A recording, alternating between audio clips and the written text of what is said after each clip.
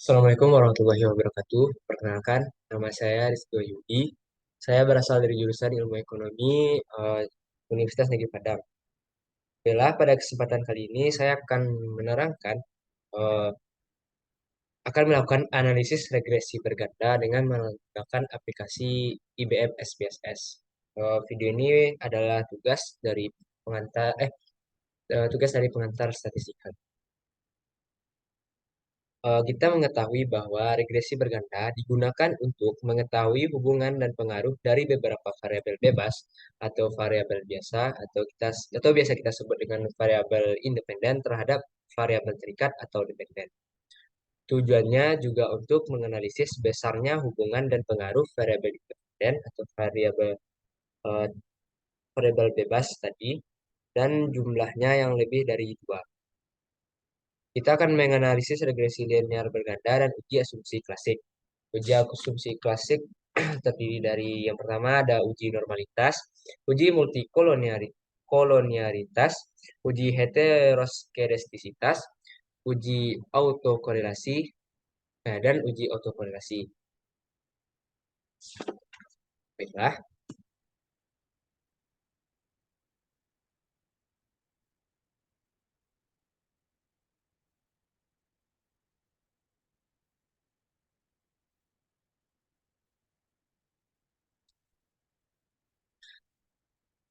kita akan membuka aplikasi SPSS Statistik.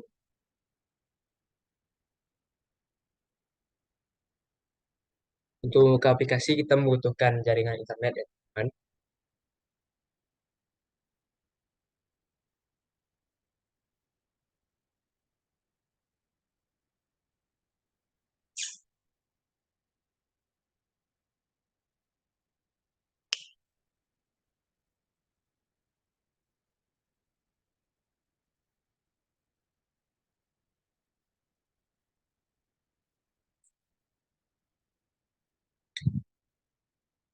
Baik.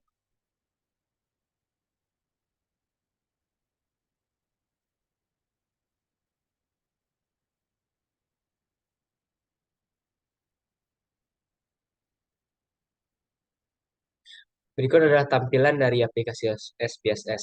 Ada dua sheet. Kalau di Excel kita kenal dengan sheet 1 dan sheet 2. Kalau untuk SPSS yang pertama ada data view dan yang kedua variable view. Sebelum kita masuk kepada data view atau pengolahan data pada SPSS ini, yang pertama kita isi variable view terlebih dahulu. Tentu saja. Terdapat dua jenis variabel, yang pertama Y dan X1 sampai dengan X4 kita tulis. Y,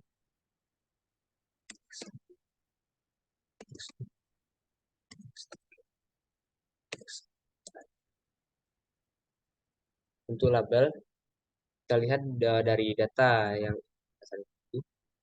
Y adalah ekspor kayu manis Indonesia saja.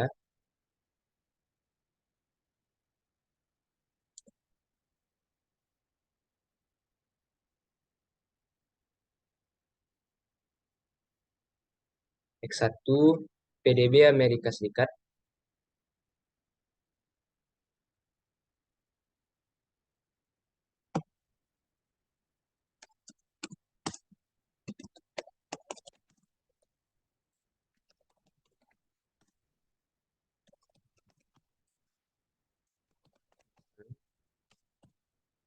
X2-nya nilai tukar, kita copy saja.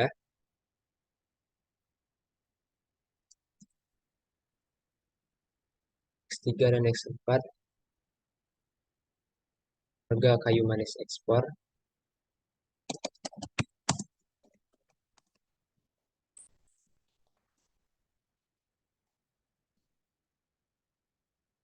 Dan X4 yang terakhir produksi kayu manis Indonesia.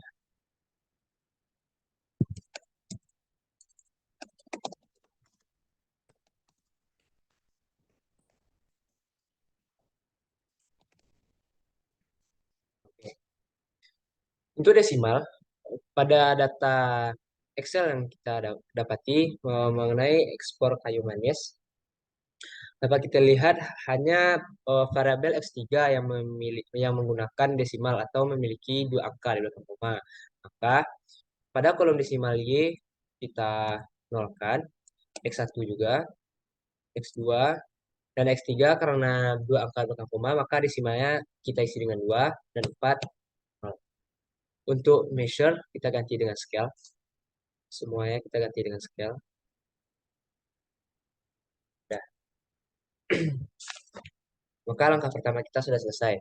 Selanjutnya baru kita masuk kepada data view. Coba kita lihat di sini sudah tertera variabel Y, X1, X2, X3, X4. Yang X4 adalah produksi kayu manis Indonesia. Nah, kita bisa langsung copy saja data dari Excel yang kita punya.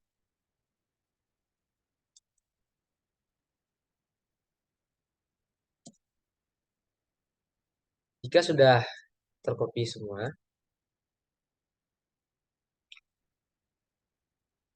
saya kita akan memulai analisis regresinya. Pertama, kita klik Analyze.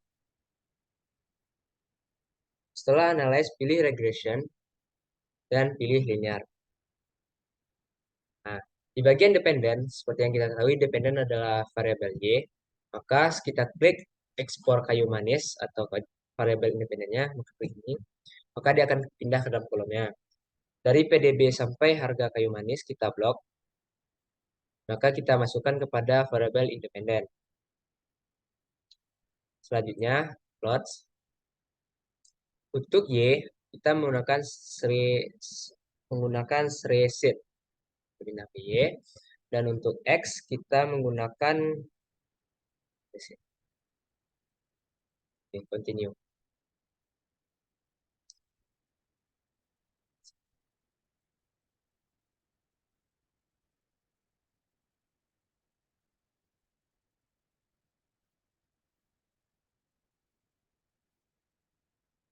Dalam yang tadi, dalam plus tadi, kita harus mencentang histogram dan normal probability plotnya.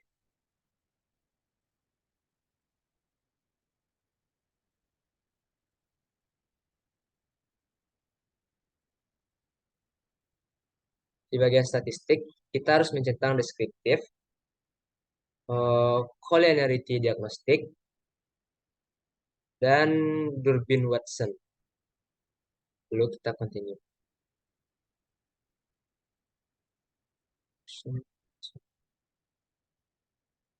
Option. Pada option kita langsung tidak ada yang berubah karena sudah tertera 0,05. Oke, maka tunggu sebentar.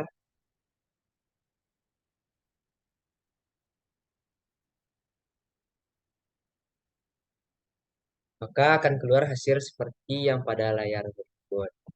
Nah, itu adalah hasil pencarian dari analisis regresinya. Kita tunggu sebentar sampai semua hasil keluar. Baik, yang pertama kita mulai dari uji normalitas. Model regresi dikatakan distributif apabila dikatakan distribusi normal jika data atau plotting titik-titik yang ada pada layar tersebut yang menggambarkan data sesungguhnya mengikuti garis diagonal. Coba kita lihat ada dua gambar. Yang pertama garis diagonal, yang kedua titik-titik yang mengelilingi garis diagonal tersebut. Jika titik-titik tersebut mendekati garis diagonal atau garis sesungguhnya, maka dikatakan terjadi distribusi normal karena titik-titiknya mendekati daerah garis diagonal. Selanjutnya uji multikolinearitas.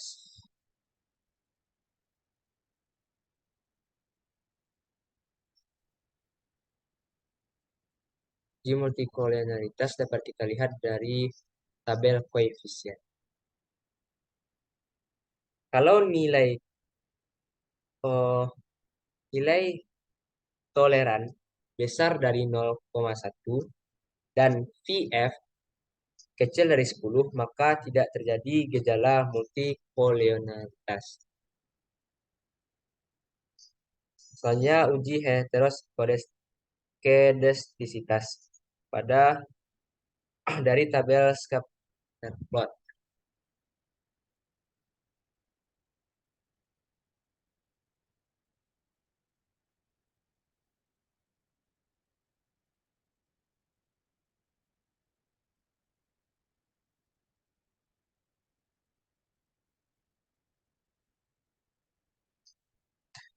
Eh, Tidak ada gejala heteroskedastisitas karena tidak ada pola yang jelas pada gambar ini dan titik-titik menyebar di atas dan di bawah angka 0. Dapat kita lihat titik-titik tersebut berada di atas dan juga di bawah angka 0 dan tidak beraturan. Maka uji heteroskedastisitas tidak terjadi. Yang keempat, uji autokorelasi dari tabel uji summary B.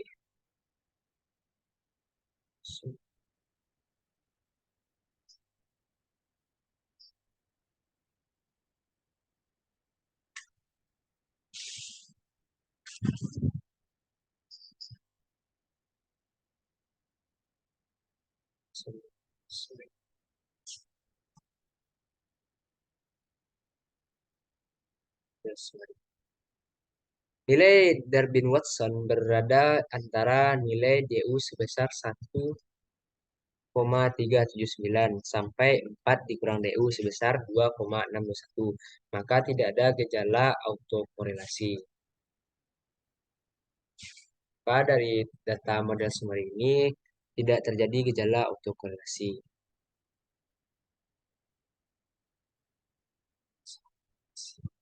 Yang kelima, dasar pengambilan keputusan untuk uji ter terparel.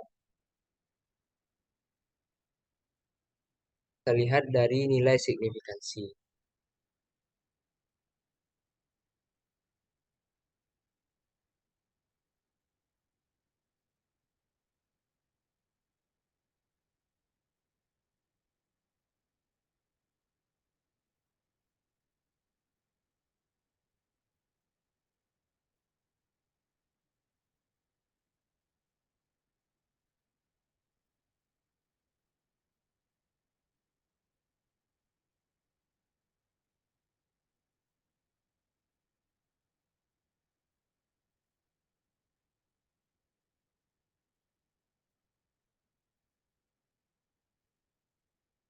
Dari tabel koefisien. Oke. Dari nilai dilihat dari sigma jika sigma kecil dari 0,5, kecil dari 0,05, maka variabel X berpengaruh terhadap variabel Y dan karena angkanya besar dari 0,05, maka variabel X tidak mempengaruhi variabel Y. Dan terakhir, uji terparsial berdasarkan nilai hitung dan tabel. Masih pada tabel koefisien. Sama dengan 2,6. Nah, nilai T hitung pada tabel koefisien nilai Y tidak berpengaruh nilai X tidak terpengaruh terhadap Y karena nilai T tabel besar dari T hitung.